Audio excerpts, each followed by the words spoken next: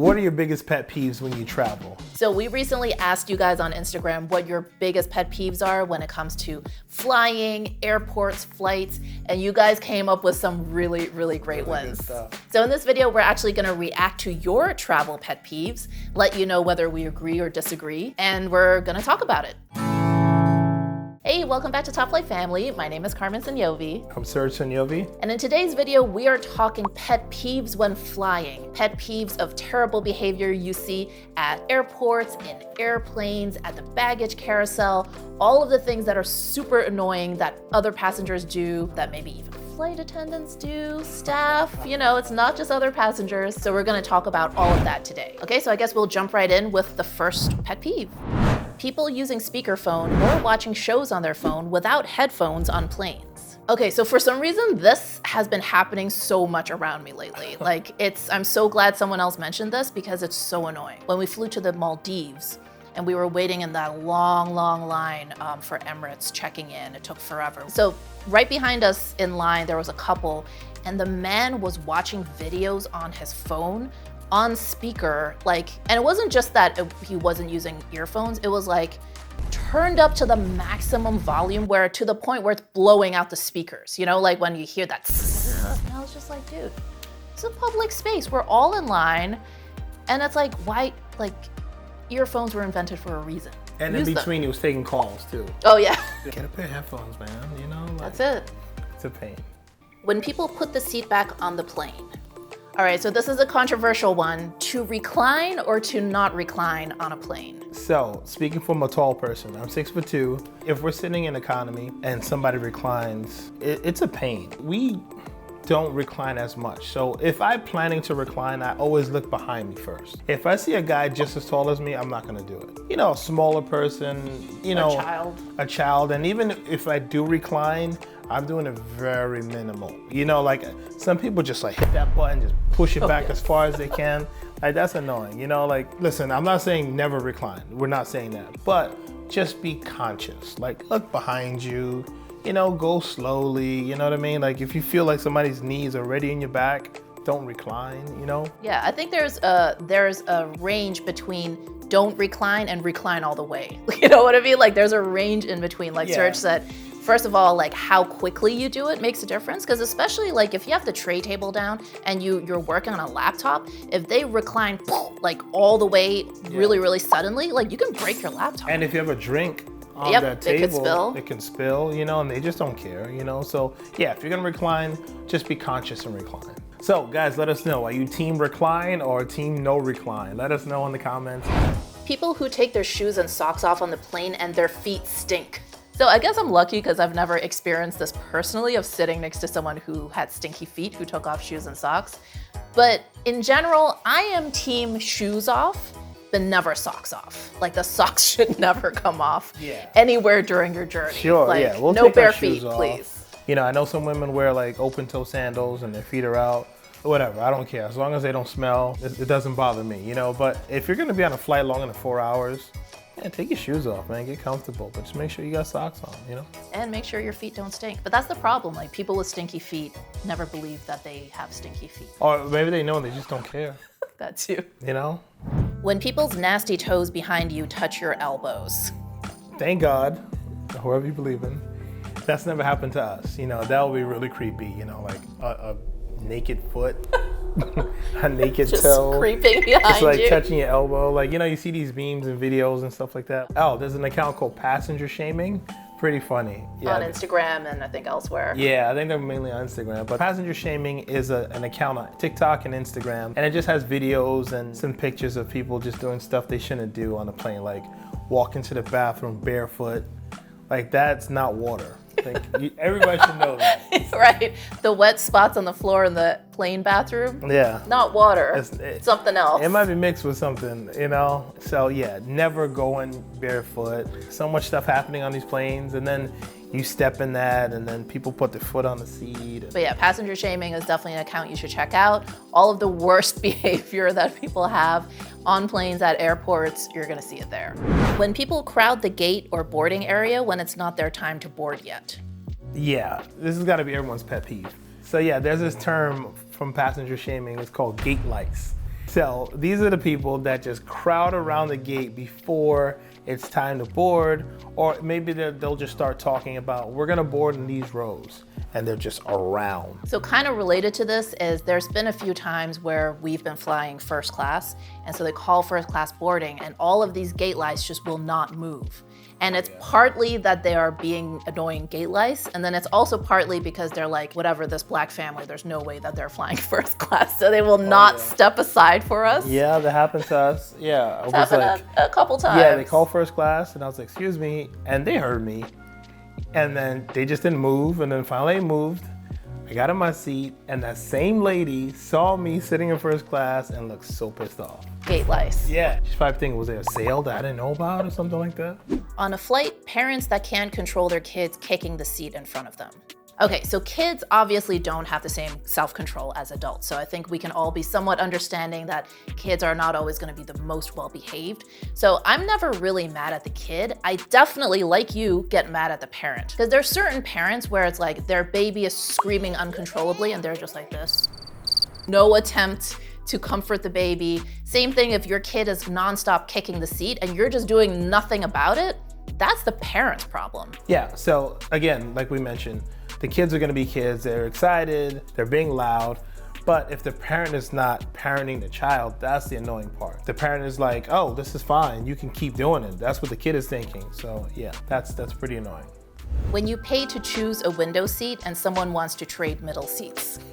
So this is actually the thing that kicked off this whole conversation on Instagram. So I basically went on this rant where I'm like, I hate when people try to bully other people into trading seats with them. Because first of all, I pay extra in order to select my seat. And so I've paid for that privilege. You have either decided to go basic economy so that you don't have the option to pick your seat, or you were super disorganized and booked last minute so you weren't able to get the seat that you want. But either way, that is not my problem. If you're flying with your family, that should be a priority to pick those seats. Like we went on a flight somewhere and this family, I think it was mom and dad and a daughter, and they weren't sitting together. And the daughter, she wound up actually sitting next to Sean. And the mom was just so excited. She was like, oh, I'm so happy that she's sitting next to another little person. But I would never want to do that. Like that little girl could have sat in between two guys. It's just, You don't have the best intentions.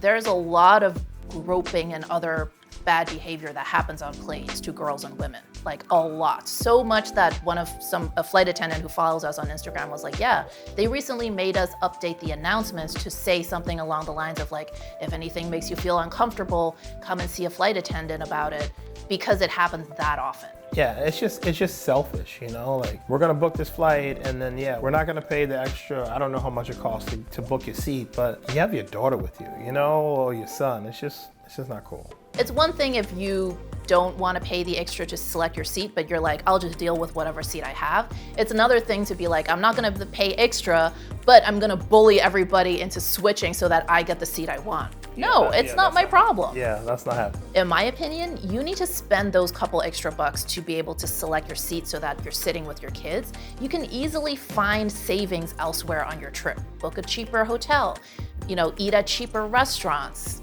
skip an excursion. There's plenty of other places to make that up. Or just pack lunches so you don't have to buy the expensive food in the airport. That'll save it right there. Yeah, if you're flying with your family, pay the extra, pick the seats. It's gonna work out for everybody. So if you're new to the channel, we're the Sognonvi family. We live in New York City and we work full-time as travel creators. We're all about inspiring families to travel the world together in comfort and style. We share tips on how you can save time, reduce hassle, and maximize comfort when you travel with kids. So if that sounds good to you, please subscribe and turn on notifications so you don't miss our next video. Our family has set a goal of visiting 21 resorts in 2021. Why resorts? Well, we actually have a whole video that explains that, which I'm gonna link below. I'll also link to our 21 resorts in 2021 playlist, so you can check out all of the resorts we'll be visiting. People that board late and then start opening full bins and try to cram in their carry-on, it won't fit. If you're flying in whatever seat, doesn't really matter what seat it is, and all overhead bins are closed, and then you're trying to open all of them and squeeze your bag in, you know. They're closed for a reason because they're already full.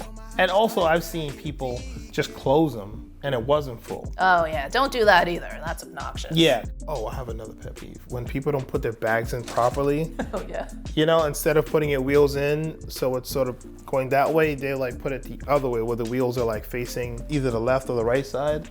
That's just being selfish. You're just like, my bag needs space.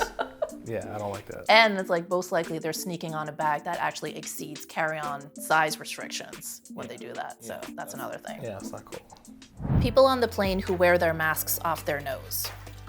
That is definitely the theme of pandemic travel right now. The chin strappers, where it's not really a mask, it's just riding their chin. Yeah, you see a lot of that. Also related to this is like the person who takes 2 full hours to eat a bag of peanuts or drink like half a glass of water just so that they can keep their mask off the whole time. I feel like flight attendants are definitely cracking down on that, where it's like, no, what you're supposed to do is take a bite, put your mask back up, and have it on while you're chewing. Like you don't get to just like. If you pull it down and you're just eating, but you're constantly eating, right? I feel like it's fine. Yeah. But if you're like no one wants to like do this forever, you know. But I feel like it doesn't take you long to finish a bag of peanuts, and then just put your mask back on. No, that's it. People who always seem surprised and unprepared at the security check. We have a pre-check, and for some reason, I couldn't use the pre-check that flight for some reason. And there was this couple in front, and she had open-toe sandals, and the guy at TSA was like, take your shoes off, put everything in the bin, and she was like, ew, I don't want my feet to touch the floor. You decided to wear those shoes to the airport. Yeah, exactly. You could have wore sneakers or whatever. Like the rest of us. Yeah, and then she was just like, ew, I don't want to do it. And then the guy came again and was like, all right, take your shoes off. She was like, oh, take my shoes off? And I was like, oh my God, she was so full of it. And then she took her shoes off, obviously, and had to walk, you know, maybe 8 or 10 feet, and then put her shoes back on. Listen, nobody wants to do that. But if you had a pair of socks on, it would have probably been a little easier. But yeah, just be prepared and don't act obnoxious. Like, oh my God, why do I have to take my shoes off? I'm shocked. Yeah. I'm shocked what you're asking of me. Yeah, that kind of stuff I don't like that, you know. Walking in socks barefoot on a plane. I know some people like to wear sandals when they travel, but I don't know, man. I just feel like socks and shoes are a must when flying. Like both shoes and also the socks. And never walk into a plane bathroom with no shoes on, whether it's in socks or barefoot. Yeah, don't. No, oh my God. Nobody wants to go back to the seat with a soggy sock. Yeah, it's just terrible. It's not water on the floor. When someone takes both armrests, if I'm in the middle. So there's controversy with this. If you're in the middle row, should you get 1 arm or 2 arms? I don't know. We've been lucky that we haven't been in middle rows in a while, but I've heard that the middle row should get both armrests. To make up for the fact that they're sitting in the middle. That's sort of plain etiquette. So yeah, just so you know, I think not everyone has heard this rule or this etiquette policy, but typically if you're in the aisle or by the window, you get the outer armrest, but whoever is sitting in the middle, they get to have both of their armrests. So it's a thing. Some people believe in it. Some people think whatever. Yeah. I'm just like first come, first serve.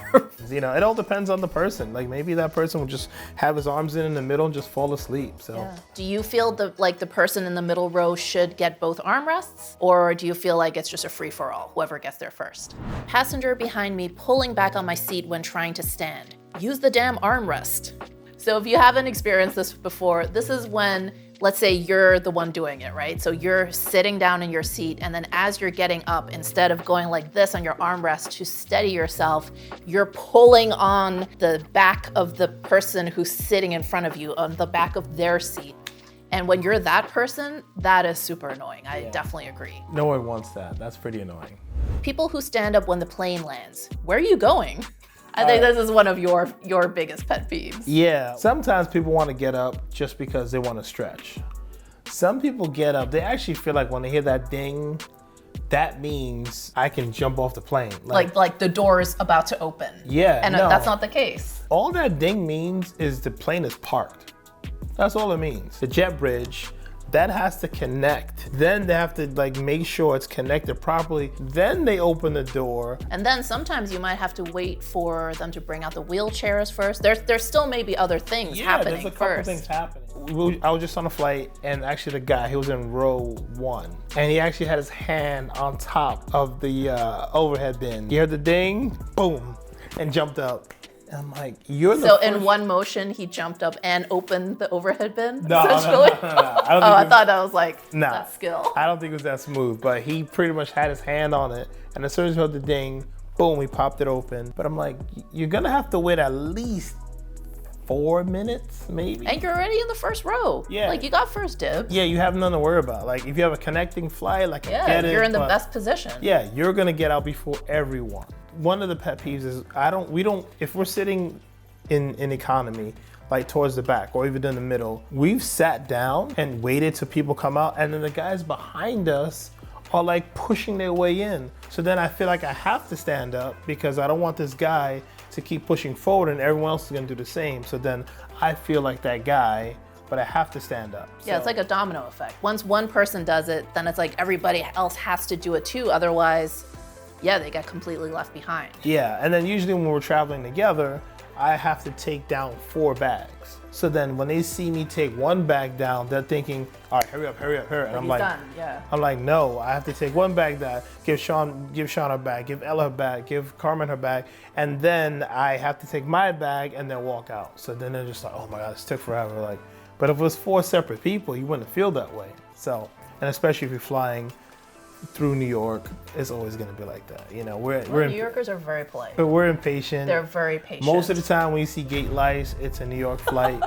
It's true, man. Like if you go from JFK to Orlando, oh my God. That's one of the worst routes, man. That route. That route, you gotta fly first class. Yeah, that route, if you can. Skip the drama.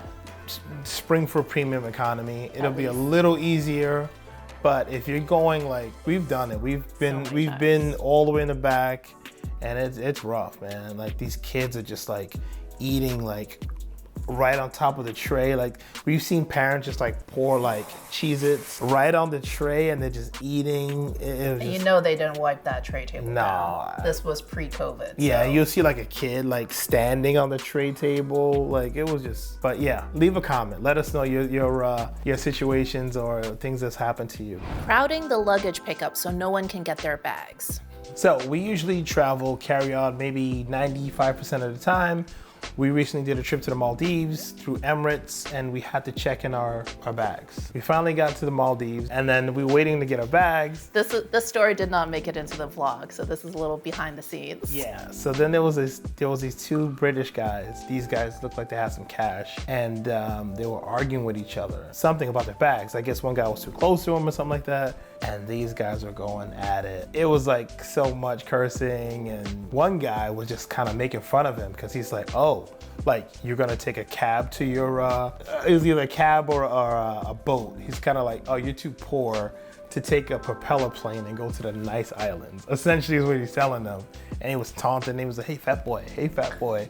Like it was terrible. And it was so funny because the girls were amazed because we live in Brooklyn, so we're used to some colorful language and uncouth behavior, let's say. But they're so used to like the New York version that they've never seen like the British version of that. So they were just like fascinated. Yeah, they're like, I never heard that word before. You know, it was pretty funny. And we finally got our bags and we got out of there. It was too much. Definitely, just as there's gate lights at the gate, there's like the equivalent at the baggage carousels for sure. Luggage getting lost. So this is the main reason that we almost never check our bags, or whenever we can fly carry-on only, we do that. One big reason is because luggage does get lost. And if you fly carry-on, you just never have to deal with that. Like we've done God knows how many flights now as a family, and we've never dealt with lost luggage ever, like not one time. Yeah, it just shaves time too. Like as soon as you get your stuff, just go, you know, especially when you're coming back home. You don't have to wait for the luggage and wait for this. Yeah, we don't check our bags. We probably checked, we went to the Maldives, we had to. And then we went to Hong Kong maybe 3-4 years ago, and we packed a lot of stuff. So we checked our bags, yeah. That's about it. If you want to find out why we're visiting 21 resorts in 2021, just click that video right there. So make sure you subscribe and turn on notifications. And follow us on TikTok and Instagram, and we'll see you in the next video. Thanks for watching.